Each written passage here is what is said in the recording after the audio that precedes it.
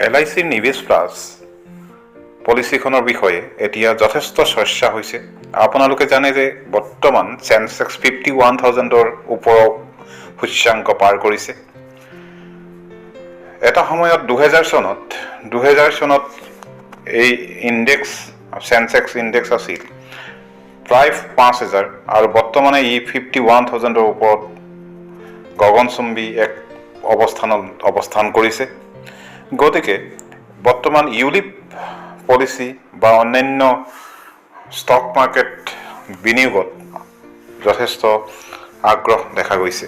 সেয়ে LICয়ে নিৱেশ plus policy এখন single premium ULIP policy এই সম্পৰ্কে আমি সকলোৱে জানো আহক। আমি প্ৰথমে জানিবলৈ চেষ্টা কৰিম যে নিৱেশ প্লাছ পলিচিখন কি। নিৱেশ প্লাছ পলিচি হৈছে এখন ছিংগল প্ৰিমিয়াম ইউলিপ পলিচি। LICয়ে 2/3/2020ত এই পলিচিখন লঞ্চ কৰিছিল আৰু এই পলিচিখনৰ এটা আকৰ্ষণীয় ফিচাৰ হৈছে যে এই পলিচিত GST দিব নালাগে।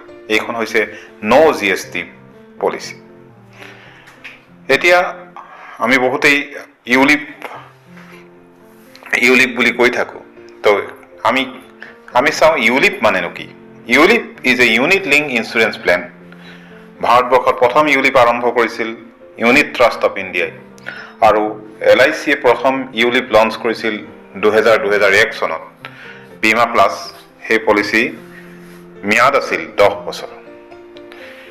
এতিয়া আমি ইউনিট মানে কি তাক চাওঁ যে আমি যিটো টোটেল কৰ্পাছ অফ ইনভেষ্টেড মানি আমি গ্ৰাহকৰ পৰা লৈ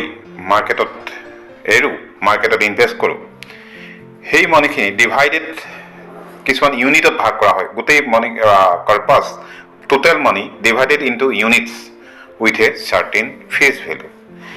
এতিয়া আমি চাওঁ ফেচ ভেলু মানে কি। Face value is the original cost of the stock. যিটো প্ৰাইচত আমি ষ্টক কিনিম সেইটোকে আমি ফেচ ভেলু বুলি কওঁ। What is NAV? NAV মানে কি? আমি কওঁ যে নেট এছেট ভেলু। আচলতে নেট এছেট ভেলু হৈছে ৰিপ্ৰেজেণ্টছ ফাণ্ডছ পাৰ ইউনিট মাৰ্কেট ভেলু। যেতিয়া কোনোবা এটা ফাণ্ড চাৰেণ্ডাৰ বা মেচিউৰিটি লোৱা হয় সেই সময়ত আমি যিটো তাৰ মাৰ্কেট প্ৰাইচ পাওঁ, যিটো চেল প্ৰাইচ হয়, সেইটোৱেই তাৰ NAV। মই অলপ আগতে ক'লোঁ যে LICৰ নিৱেশ প্লাছ পলিচিখন লৈ এতিয়া বজাৰত হোৱা দুৱাৰ সৃষ্টি হৈছে। মানুহে যথেষ্ট আগ্ৰহী হৈ উঠিছে এই পলিচিত ইনভেষ্ট কৰিবৰ কাৰণে। কিন্তু কিয়? আপোনালোকক জনাবলৈ পাই মই সুখী হৈছোঁ যে 2010 চনত LICয়ে এণ্ডমেণ্ট প্লাছ প্লেন 802 বুলি এখন ইউলিপ পলিচি লঞ্চ কৰিছিল, যিখন পলিচিৰ সেই সময়ত প্ৰতি ইউনিটৰ ভেলু আছিল 10 টকা আৰু সেই পলিচিৰ বৰ্তমান NAV প্ৰতিটো ইউনিটৰ নেট এছেট ভেলু 26 টকাৰ ওপৰত। আপোনালোকে এটা গ্ৰাফ দেখাইছোঁ, আপোনালোকে গ্ৰাফিকেল ভিউ চাওক। 8/11/2020ৰ পৰা 8/2/2021লৈকে এণ্ডমেণ্ট প্লাছৰ গ্ৰ'থ ফাণ্ডৰ পাৰফৰ্মেঞ্চ কাৰ্ভ। এই এটা বছৰ নহওঁতেই 2011 নৱেম্বৰৰ পৰা 2021 ফেব্ৰুৱাৰীলৈকে 22 টকাৰ ইউনিট 26 টকাৰ ওপৰত হৈছে। গতিকে এণ্ডমেণ্ট প্লাছ যিসকলে সেই সময়ত 2010-11 চনত এণ্ডমেণ্ট প্লাছত 1 লাখ টকা ইনভেষ্ট কৰিছিল, তেওঁলোকে এতিয়া 2,55,000 ওচৰা-ওচৰি টকা লাভ কৰিছে। আপোনালোকে কাৰোবাৰ আপোনাৰ ওচৰত LICৰ ইউলিপ এণ্ডমেণ্ট প্লাছ কোনোবাই খুলিছে, তেওঁলোকক সুধিলেই ইয়াৰ সত্যাসত্য নিৰূপণ কৰিব পাৰিব। LICৰ নিৱেশ প্লাছ পলিচিৰ এটা অন্যতম মুখ্য আকৰ্ষণ হ'ল যে ইয়াত 6 বছৰ, 10 বছৰ, 15 বছৰ, 20 বছৰ আৰু 25 বছৰ পলিচি ইয়াৰৰ অন্তত 3%, 4%, 5%, 6% আৰু 7% of single premium guaranteed addition হিচাপে যোগ দিয়া হয়। অন্য কোনো ষ্টক মাৰ্কেটৰ বিনিয়োগত আপুনি কোনো গেৰাণ্টেড এডিশ্যন পাবলৈ সক্ষম নহ'ব। কিন্তু LICৰ নিৱেশ প্লাছ এনেকুৱা এটা পলিচি য'ত আপোনাক প্ৰতি 6 বছৰ, 10 বছৰ, 15 বছৰ, 20 বছৰ, 25 বছৰ পলিচি ইয়াৰৰ অন্তত আপোনাৰ যি ছিংগল প্ৰিমিয়াম ইনভেষ্ট হৈছে তাৰ ওপৰত 3%, 4%, 5%, 6% আৰু 7% গ্যাৰাণ্টেড এডিশ্যন যোগ দিয়া হয়। আৰু এই গ্যাৰাণ্টেড এডিশ্যনত যি পইচা টকা আপুনি লাভ কৰিব সেই টকাৰে আপোনাৰ এডিশ্যনেল ইউনিট কিনি আপোনাৰ ফাণ্ডত যোগ দিয়া হয়। ইয়াতকৈ এটা সুন্দৰ বিনিয়োগ অন্য ক'ৰবাত থাকিব পাৰেনে? নিবেশ প্লাছৰ এলিজিবিলিটি কণ্ডিশ্যনছ আৰু আদাৰ ৰেষ্ট্ৰিকশ্যনছবিলাক আমি এবাৰ চকু ফুৰাওঁ। নিবেশ প্লাছত আমাৰ আপোনালোকে জানে যে single premium policy, minimum premium ইয়াত 1 লাখ টকা। ইয়াৰে মিনিমাম বেচিক চামছত যদি আপুনি অপশ্যন 1ত যায় তেতিয়াহ'লে আপুনি 1.25 টাইমছ অফ ছিংগল প্ৰিমিয়াম, তাৰমানে যদি 1 লাখ টকাৰ যদি ছিংগল প্ৰিমিয়াম হয় তেতিয়াহ'লে মিনিমাম বেচিক চামছত আণ্ডাৰ অপশ্যন 1 হ'ব 1,25,000 টকা, 1.25 times of the single premium. আৰু যদি আণ্ডাৰ অপশ্যন 2 হয় তেতিয়াহ'লে আপুনি ছিংগল প্ৰিমিয়ামৰ 10 গুণ লাইফ ৰিস্ক পাব আণ্ডাৰ অপশ্যন 2। যদি 1 লাখ টকাৰ ছিংগল প্ৰিমিয়াম হয় তেতিয়াহ'লে অপশ্যন 2ত আপোনাৰ লাইফ কভাৰ হ'ব 10 লাখ টকা। Maximum aged entry minimum aged entry ইয়াত 90 দিন কমপ্লিট হ'ব লাগিব আণ্ডাৰ অপশ্যন 1 and 2 দুইটাৰ ক্ষেত্ৰতে একেই মিনিমাম এজেড এণ্ট্ৰি। আৰু অপশ্যন 1ত মেক্সিমাম এজেড এণ্ট্ৰি হৈ গ'ল 70 বছৰ, আৰু অপশ্যন 2ত যিহেতু ইয়াত লাইফ কভাৰটো বেছি ছিংগল প্ৰিমিয়ামৰ 10 গুণ, সেইকাৰণে ইয়াত মেক্সিমাম এজেড এণ্ট্ৰি হ'ল 35 ইয়াৰ্ছ। মিনিমাম মেচিউৰিটি এজ 18 বছৰ 18 ইয়াৰ্ছ। যিসকল মাইনৰে এইখন পলিচি ল'ব তেওঁলোকে 18 বছৰ হোৱাৰ পিছতহে মেচিউৰিটি ল'ব পাৰিব। আৰু মেক্সিমাম মেচিউৰিটি হ'ল 85 বছৰ আণ্ডাৰ অপশ্যন 1 আৰু আণ্ডাৰ অপশ্যন 2 য'ত লাইফ ৰিস্ক বেছি 10 গুণ হয়, তাত মেক্সিমাম মেচিউৰিটি এজ 50 বছৰ। পলিচি টাৰ্ম মিনিমাম 10 বছৰ, মেক্সিমাম 25 বছৰ। মিনিমাম প্ৰিমিয়াম আপোনালোকক কৈছোঁৱেই, single premium policy minimum premium হৈ গ'ল 1 লাখ আৰু মেক্সিমাম প্ৰিমিয়ামৰ কোনো লিমিট নাই। থ্ৰুতে কণ্ডিশ্যনছবিলাক নিবেশ প্লাছৰ থ্ৰুতে এয়াই। ইউলিপ বুলি ক'লেই প্ৰথমে আমাৰ মনলৈ অহা যিটো কথা হৈছে সেইটো হৈছে বিভিন্ন ধৰণৰ চাৰ্জেছ।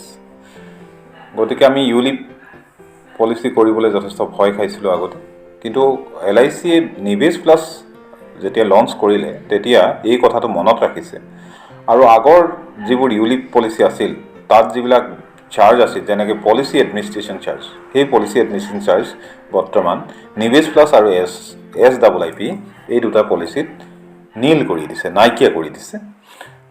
উদাহৰণস্বৰূপে মাৰ্কেট প্লাছত পলিচি এডমিনিষ্ট্ৰেশ্যন চাৰ্জ আছিল প্ৰথম বছৰত 60 টকা প্ৰতি মাহে, অৰ্থাৎ প্ৰথম বছৰত আপোনাৰ এখন মাৰ্কেট প্লাছ পলিচিত পলিচি এডমিনিষ্ট্ৰেশ্যন চাৰ্জ আছিল 60 টকা ইনটু 12 অৰ্থাৎ 720 টকা, আৰু ছাবছিকুৱেণ্ট ইয়েৰত পিছৰ বছৰবিলাকত প্ৰতি মাহে 20 টকাকৈ আছিল, অৰ্থাৎ প্ৰতি বছৰত প্ৰতি মাহে যদি 20 টকা হয় এক বছৰত 240 টকা।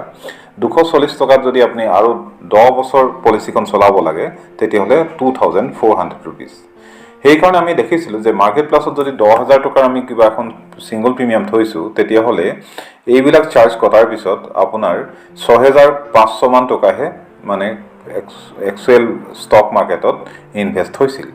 গতিকে এই দিশবিলাক চালি জাৰি চাই বৰ্তমান নিবেশ প্লাছত পলিচি এডমিনিষ্ট্ৰেশ্যন চাৰ্জ নীল কৰি দিছে, কোনো পলিচি এডমিনিষ্ট্ৰেশ্যন চাৰ্জ নালাগে। প্ৰিমিয়াম এলোকেশ্যন চাৰ্জ অৱশ্যেই আছে 3.3%। যদি আপুনি 1 লাখ টকাৰ, যিহেতু ছিংগল প্ৰিমিয়াম মিনিমাম 1 লাখ নিবেশ প্লাছত 1 লাখ টকা যদি ইনভেষ্ট কৰে তেতিয়াহ'লে প্ৰিমিয়াম এলোকেশ্যন চাৰ্জ হ'ব 3.3% অৰ্থাৎ 3,300 টকা। মৰ্টেলিটি চাৰ্জ যিহেতু আপোনাৰ 1 লাখ টকাৰ পলিচিত আমি মিনিমাম 1,25,000 লাইফ ৰিস্ক দিছোঁ আণ্ডাৰ অপশ্যন 1, আৰু আণ্ডাৰ অপশ্যন 2 আমি 1 লাখ টকাত 10 লাখ টকাৰ লাইফ কভাৰ দিছোঁ। গতিকে মৰ্টেলিটি চাৰ্জ নিশ্চয় আছে। আপোনালোকে ইয়াত চাব পাৰে যে 25 বছৰ বয়সত এজন মানুহৰ মৰ্টেলিটি চাৰ্জ হ'ব 1 টকা 23 পইচা পাৰ 1000 পাৰ ইয়েৰ। 35 বছৰত হ'ব 1 টকা 60 পইচা পাৰ 1000 পাৰ ইয়েৰ, পাৰ 1000 মিনছ পাৰ 1000 চাম এচিয়ৰ। আৰু 50 টকা হ'ব 50 বছৰৰ এজন ব্যক্তিৰ কাৰণে হ'ব ₹6.18 পাৰ 1000 পাৰ ইয়েৰ। এতিয়া আমি এই যে পাৰ 1000 পাৰ ইয়েৰ বুলি কৈছোঁ এইটো আচলতে একচুৱেল লাইফ কভাৰৰ ওপৰত।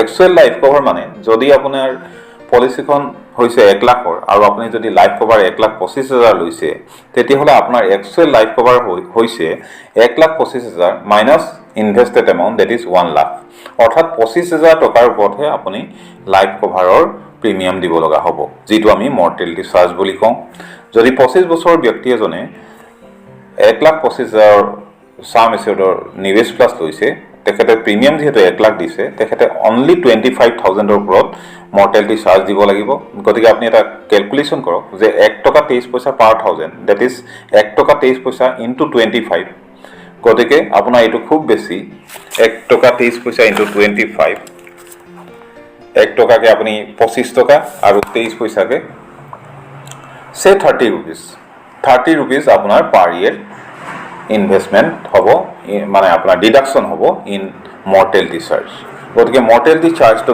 বৰ বিশেষ এটা চাৰ্জ নহয় এক্সিডেন্ট ৰাইডাৰ যদি আপুনি লয় এটো আপোনাৰ তাৰো চাৰ্জ কাটিব মই এটো আপোনালোকক কওঁ যে এইবিলাক পলিচিত এক্সিডেন্ট বেনিফিট নলুৱাই ভাল ইয়াৰ পিছত আমাৰ অন্যান্য কিছুমান চাৰ্জ আছে সেই বিষয়ে আমি আলোচনা কৰিম নিৱেশ প্লাছৰ অন্যান্য চাৰ্জৰ ভিতৰত ফাণ্ড মেনেজমেন্ট চাৰ্জ অন্যতম ফাণ্ড মেনেজমেন্ট চাৰ্জ হৈছে 1.35% পাৰ এনাম প্ৰতি বছৰে 1.35% চাৰিটা ফাণ্ডৰ যি ফাণ্ডেই আপুনি নলওক bond fund secured fund balance fund বা গ্ৰোথ ফাণ্ড সকলো ফাণ্ডৰে 1.35% একেই ৰেট ফাণ্ড মেনেজমেন্ট চাৰ্জ আৰু সুইচিং চাৰ্জ আছে আপোনাৰ এটা ফাণ্ডৰ পৰা যদি আপুনি আনটা ফাণ্ড লইব চাৰিটা বছৰত আপোনাৰ এবছৰত আপুনি চাৰিবাৰ ফ্ৰী সুইচ অভাৰ কৰিব পাৰে ফ্ৰীজ চাৰিটা সুইচ অভাৰ আপোনাৰ শেষ হোৱাৰ পিছত পঞ্চম বাৰৰ পৰা আপুনি চাৰ্জ দিব লাগিব হেয়া হৈছে 100 rupees পাৰ সুইচ পাৰ্সিয়াল উইথড্ৰলৰ চাৰ্জ আছে পাৰ্সিয়াল উইথড্ৰল যদি আপোনাৰ যেনেকৈ মিউচুৱেল ফাণ্ডৰ ৰিডেমপশন হয় তেনেকৈ ইয়াতে নিৱেশ প্লাছত পাৰ্সিয়াল উইথড্ৰল হয় তাৰ এগেইনষ্টত আপোনাৰ 100 rupees চাৰ্জ দিব লাগিব ডিসকন্টিনিউ যদি কৰে আপুনি পলিসি ইয়াৰ ফাৰ্স্ট ইয়াৰ যদি ডিসকন্টিনিউ কৰে তেতিয়া হলে 2% অফ সিঙ্গল প্ৰিমিয়াম যদি আপনি সেকেন্ড ইয়ার কন্ট্রাক্ট করে তাহলে 1.5% of the single premium third year কইলে 1% of single premium fourth year কইলে 0.5% অফ সিঙ্গল প্রিমিয়াম আপনার ডিসকন্টিনিউয়াস চার্জ দিব লাগিব যদি আপনার প্রিমিয়াম 3 লাখতকৈ তলত হয় আৰু যদি আপনাৰ 3 লাখতকৈ বেছি সিঙ্গল প্ৰিমিয়াম আপনি দিয়ে নিৱেশ প্লাছত তেতিয়া হলে ফাৰ্স্ট ইয়াৰ ডিসকন্টিনিউ কৰিলে আপনাৰ 1% ডিডাকশন হ'ব সেকেন্ড ইয়াৰ আপনাৰ ডিসকন্টিনিউ কৰিলে 0.7% থাৰ্ড ইয়াৰ কইলে 0.5% আৰু ফোৰ্থ ইয়াৰ কইলে 0.35% গতিকে আপোনালোকে দেখিছে যে ডিসকন্টিনিউ চাৰ্জ যথেষ্ট কম আৰু এই যে আপুনি ডিসকন্টিনিউ কৰিলে আপুনি লগে লগে যেহেতু আপুনি 80 সিট আপুনি প্ৰিমিয়াম ইনকাম টেক্স ৰিবেট লৈছে আপুনি লগে লগে এই পইচাটো ল'ব নোৱাৰিব 5 বছৰৰ পিছত আপুনি পইচাটো এলআইসি পৰা পাব আৰু সেই যিখিনি ডিসকন্টিনিউশন পিৰিয়ডত আপোনাৰ টকাটো ইনভেস্ট হৈ থাকিব আপোনাৰ মাৰ্কেটত ষ্টক মাৰ্কেটত আৰু সেই কাৰণে সেই ডিসকন্টিনিউশন ফাণ্ডৰ এগেইনষ্টত আপোনাৰ 0.5% ফাণ্ড মেনেজমেন্ট চাৰ্জ কটা হ'ব আৰু ইয়াত আটাইতকৈ যেটো সুবিধাৰ কথাটো হ'ল ইয়াতে ডিসকন্টিনিউশন অৱস্থাটো আপোনাৰ এলআইসি 4% আপোনাক গ্যাৰান্টেড ৰিটাৰ্ণ আপোনাক দিব আপোনাৰ আফটাৰ 50 ইয়াৰ আপুনি যেতিয়া সাৰেন্ডাৰ মনিটো পাব তেতিয়া আপোনাৰ মিনিমাম 4% আপোনাৰ এলআইসি যেটো গ্যাৰান্টেড মনি হেতু আপোনাৰ গ্যাৰান্টি থাকিব যদি আপোনাৰ ইউনিট ফাণ্ড ভ্যালুটো ডিসকন্টিনিউশন ফাণ্ডৰ যেটো আপোনাৰ গ্ৰো কৰি থাকিব যদিও আপুনি ডিসকন্টিনিউ কৰিছে তো ডিসকন্টিনিউশন ফাণ্ডৰ যদি আপোনাৰ ইউনিট ভ্যালুটো আপোনাৰ 4% গ্যাৰান্টেড ৰিটাৰ্ণতকৈ বেছি হয় তেতিয়া হলে আপুনি আপোনাৰ ইউনিট ভ্যালুটো পাব আৰু ইউনিট ভ্যালুটো যদি আপোনাৰ 4%তকৈ কম হয় তেতিয়া হলে আপুনি 4% যেটো এলআইসি যেটো দিছে হেতু আপুনি গ্যাৰান্টেড ৰিটাৰ্ণ পাব এতিয়া আমি নিৱেশ প্লাছত বিনিয়োগ কৰিলে কি লাভালাভ হ'ব তাকে এবাৰ চাওঁ আপোনালোকে জানে যে এলআইসি নিজৰ ওয়েবসাইটত বৰ্তমান যিবিলাক এলআইসিৰ পলিসি আছে মানে ইউলিক পলিসি আছে তাৰ এনএভি সমূহ এলআইসিৰ ওয়েবসাইটত চেক কৰিব পাৰি আমি এবাৰ গুগলত যাওঁ গুগলত আমি LIC insurance corporation of India LIC market plus LIC charge কৰো আপোনালোকে দেখিছে এসব মাৰ্কেট প্লাছ কিন্তু আমাৰ এলআইসি যিখন মাৰ্কেট প্লাছ পলিসি আছে সেইখনৰ বিষয়ে কোৱা নাই ইয়াতে মাৰ্কেট প্লাছ মানে এনএভি যেটো হোম পেজ তাত মাৰ্কেট প্লাছ নাম দিয়া হৈছে আপোনালোকে ইয়াতে দেখিব এনএভি ফৰ দা ডেট 12/2/2021 ফেব্ৰুৱাৰী মাহৰ 12 তাৰিখৰ যেটো এনএভি হেতু আপোনালোকে চাব পাৰিব ইয়াতে আমাৰ পলিসি সমূহ লঞ্চিং ডেটো দি থোৱা আছে প্ৰথমে ফিউচাৰ প্লাছ এটো লঞ্চ ডেট আছে 4 জুন 2005 ইয়াৰ বেলেঞ্চ ফাণ্ডত যিটো আমি 10 টকাৰ ইউনিট কিনিছিলোঁ 2005ত, এতিয়া সেইটোৰ ভেলু চাওক আপুনি 41 ৰুপিজ। বন ফাণ্ডৰ যিটো 10 টকাৰ আছিলে সেইটো এতিয়া 25 টকা 61 পইচা। গ্ৰোথ ফাণ্ডৰ যিটো 10 টকা NAV আছিলে সেইটো 54 ৰুপিজ, 5 গুণতকৈ বেছি চাওক। ইনকাম ফাণ্ডৰ যিটো 10 টকা NAV সেইটো 38 ৰুপিজ 0.82। জীৱন প্লাছ 173 টেবুল লঞ্চ হৈছিলে 2005 অক্টোবৰ মাহত। বেলেঞ্চ ফাণ্ডৰ ইউনিট ভেলু আছিল তেতিয়া 10 টকা, এতিয়া হ'ল 31.48, 3 গুণতকৈ বেছি। গ্ৰোথ ফাণ্ডত চাওক 10 টকাৰ যিটো ইউনিট ফাণ্ড আছিল, যিটো ফেচ ভেলু তেতিয়া আছিল, এতিয়া হ'ল 49.80 NAV। আপুনি এতিয়া বিক্ৰী কৰিলে তাত মোটামুটি 5 গুণ পাব। মনি প্লাছ যিটো লঞ্চ হৈছিলে 2006, তাৰ বেলেঞ্চ ফাণ্ডত 10 টকাৰ যিটো ইউনিট আছিল, এতিয়া তাৰ আপুনি মাৰ্কেট ভেলু পাব 34.49। ছিকিউৰ্ড ফাণ্ডত চাওক 10 টকাৰ যিটো আপোনাৰ আছিলে 32.34। মাৰ্কেট প্লাছ 181 পলিচি 5/7/2006 লঞ্চ কৰা। ইয়াত বেলেঞ্চ ফাণ্ডৰ 10 টকাৰ ইউনিট এতিয়া 37 টকা 40 পইচা। গ্ৰোথ ফাণ্ডত 10 টকাৰ যিটো ইউনিট এতিয়া 22 টকা 78 পইচা। তেনেকৈ ছিকিউৰ্ড ফাণ্ডত যথেষ্ট বাঢ়িছে, 10 টকাৰ ইউনিট এতিয়া 39.38। ফৰচুন প্লাছ 187 টেবুল লঞ্চ হৈছিল 2007ত, আপোনাৰ 10 টকাৰ বেলেঞ্চ ফাণ্ড এতিয়া 24 টকা 56 পইচা। 10 টকাৰ বোন ফাণ্ড এতিয়া 29 টকা 55 পইচা। তেনেকৈ ছিকিউৰ্ডত 10 টকাৰ NAV এতিয়া 29.04। Profit plus 188 launch date 23 August 2007। তাৰ গ্ৰোথ ফাণ্ডৰ 10 টকাৰ ইউনিট এতিয়া 21 টকা 56 পইচা। ছিকিউৰ্ড ফাণ্ডৰ 10 টকাৰ ইউনিট এতিয়া 34.12। Market plus 191 policy launch date 17/6/2008। Balance ফাণ্ডৰ 10 টকাৰ শ্বেয়াৰ এতিয়া 24 টকা 21 পইচা। গ্ৰোথ ফাণ্ডৰ 10 টকাৰ ইউনিট এতিয়া 26 টকা 67 পইচা। গতিকে আপোনালোকে দেখিলে যে আমাৰ যথেষ্ট গ্ৰোথ হৈছে। আমি 10 টকাৰ যিটো ইউনিট আমি এতিয়া পাই আছোঁ, সেইটো এটা সময়ত 5 গুণ 6 গুণ পৰ্যন্ত অতি সহজে হ'ব পাৰে। মনি প্লাছ 22/5/2008 লঞ্চ কৰা পলিচি। 10 টকাৰ বোন ফাণ্ড এতিয়া হৈ গ'ল 32.98 ৰুপিজ। ছিকিউৰ্ড ফাণ্ড 10 টকাৰ ইউনিট এতিয়া 37.38 ৰুপিজ। চাইল্ড ফৰচুন প্লাছ বুলি আমাৰ এখন ইউনিট লিংক পলিচি আছিল, এইখনত আপোনাৰ 10 টকাৰ শ্বেয়াৰ এতিয়া 32 টকা 27 পইচা।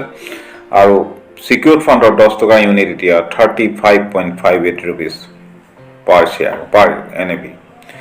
জীৱন সাথী প্লাছ বুলি এখন আছিল, এইখন আপোনালোকে চেক কৰিব পাৰে। আপোনালোকৰ সুবিধাৰ্থে আপোনালোকে নিজেই গৈ গুগলত এইবিলাক NAV সদায় চাই থাকিব পাৰে। এণ্ডমেণ্ট প্লাছ আটাইতকৈ প্ৰফিটেবল পলিচি, আপোনাৰ 2010 চনত কৰা পলিচি। আমি ৰিচেণ্টলি অনেকেই যিসকলে চাৰেণ্ডাৰ কৰিছে তেওঁলোকে বুজি পাইছে যে 10 টকাৰ শ্বেয়াৰ এতিয়া আপোনাৰ গ্ৰোথ ফাণ্ডত যিবিলাক আছিলে 26 টকা 19 পইচা। 1 লাখ টকা যিসকলে ছিংগল প্ৰিমিয়াম এণ্ডমেণ্ট প্লাছত ইনভেষ্ট কৰিছিলে তেওঁলোকক আমি এতিয়া 2,55,000 টকা 9 বছৰ হোৱাৰ আগতেই আমি 2,55,000 ৰিটাৰ্ণ দিব পাৰিছোঁ। এটা অদ্ভুত ৰিটাৰ্ণ। আপোনালোকে যিটো শ্বেয়াৰ অন্যান্য কনভেনশ্যনেল পলিচিত যিটো আশা কৰিব নোৱাৰে, সেইটো আপুনি ইউলিপৰ পৰা পাব পাৰে। মোৰ এই ভিডিঅ'টোৰ উদ্দেশ্য হৈছে আপোনালোকক ইউলিপৰ বিষয়ে আপোনালোকক জাগ্ৰত কৰা। আপোনালোকে নিজেই সচেতন হৈ শ্বেয়াৰ মাৰ্কেটত আপোনালোকে NAV চাই থাকিব। আমাৰ ইউলিপ এটা নিবেশ প্লাছ এটা বেষ্ট প্ৰডাক্ট। আপোনালোকে নিজেই ভাবি গুণি নিজেই ৰিচাৰ্চ কৰি ইয়াত ইনভেষ্ট কৰক। এয়াই মোৰ আপোনালোকৰ প্ৰতি অনুৰোধ।